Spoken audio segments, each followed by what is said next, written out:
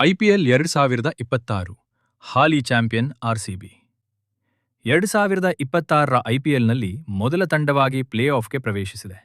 ಅಮೋಘ ಪ್ರದರ್ಶನ ನೀಡುತ್ತಿರುವ ಆರ್ಸಿಬಿ ಈ ಬಾರಿಯೂ ಚಾಂಪಿಯನ್ ಆಗಲಿದೆ ಎಂದು ವೀರೇಂದ್ರ ಸೆಹ್ವಾಗ್ ಭವಿಷ್ಯ ನುಡಿದಿದ್ದಾರೆ. ಆದರೆ ಗುಜರಾತ್ ಟೈಟಾನ್ಸ್ ಆರ್ಸಿಬಿಗೆ ದೊಡ್ಡ ಸವಾಲಾಗಬಲ್ಲದು, ವಿಶೇಷವಾಗಿ ಅದರ ಬಲಿಷ್ಠ ಬೌಲಿಂಗ್ ಘಟಕದಿಂದ. ಉಭಯ ತಂಡಗಳ ಪ್ಲೇ ಆಫ್ ಕದನ ಕುತೂಹಲ ಮೂಡಿಸಿದೆ.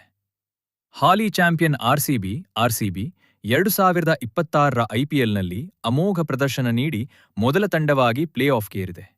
ಆರ್ಸಿಬಿ ಕಳೆದ ಐಪಿಎಲ್ನಂತೆ ಈ ಐಪಿಎಲ್ನಲ್ಲೂ ಎಲ್ಲಾ ವಿಭಾಗದಲ್ಲಿ ಅದ್ಭುತ ಪ್ರದರ್ಶನ ನೀಡುತ್ತಿದೆ.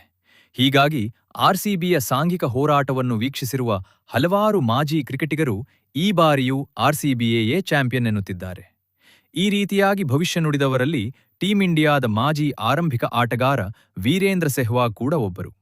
ಕ್ರಿಕ್ಬಜ್ನಲ್ಲಿ ಆರ್ಸಿಬಿ ತಂಡದ ಪ್ರದರ್ಶನದ ಕುರಿತು ಮಾತನಾಡಿದ ವೀರೇಂದ್ರ ಸೆಹ್ವಾಗ್, ಚಾಂಪಿಯನ್ ತಂಡವು ಅಗ್ರ 2 ಸ್ಥಾನಗಳಲ್ಲಿ ಅರ್ಹತೆ ಪಡೆಯಬೇಕು.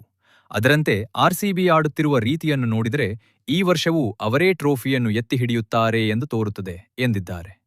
ಆದಾಗ್ಯೂ ಆರ್ಸಿಬಿ ಎದುರಿಸುತ್ತಿರುವ ದೊಡ್ಡ ಸವಾಲನ್ನು ಸಹ ಉಲ್ಲೇಖಿಸಿರುವ ಸೆಹ್ವಾಗ್, ಟ್ರೋಫಿ ಗೆಲುವಿನಲ್ಲಿ ಆರ್ಸಿಬಿಗೆ ಹೋರಾಟ ನೀಡಬಲ್ಲ ತಂಡವೆಂದರೆ ಅದು ಗುಜರಾತ್ ಟೈಟಾನ್ಸ್. ಒಂದು ವೇಳೆ ಗುಜರಾತ್ ತಂಡ ಕೂಡ ಅಗ್ರ 2 ಸ್ಥಾನಗಳಲ್ಲಿ ಸ್ಥಾನ ಪಡೆದರೆ ಆರ್ಸಿಬಿಗೆ ಅದು ಕಷ್ಟಕರವಾಗಿರ್ತದೆ.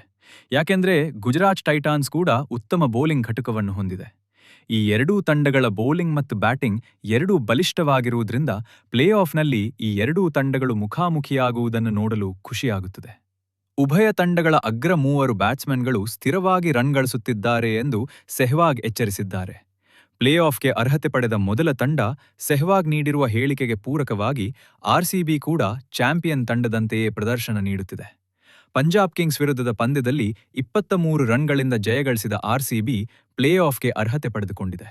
ಈ ಮೂಲಕ ಈ ಆವೃತ್ತಿಯಲ್ಲಿ ಪ್ಲೇ ಆಫ್ಗೆ ಅರ್ಹತೆ ಪಡೆದ ಮೊದಲ ಐಪಿಎಲ್ ತಂಡ ಎನಿಸಿಕೊಂಡಿದೆ.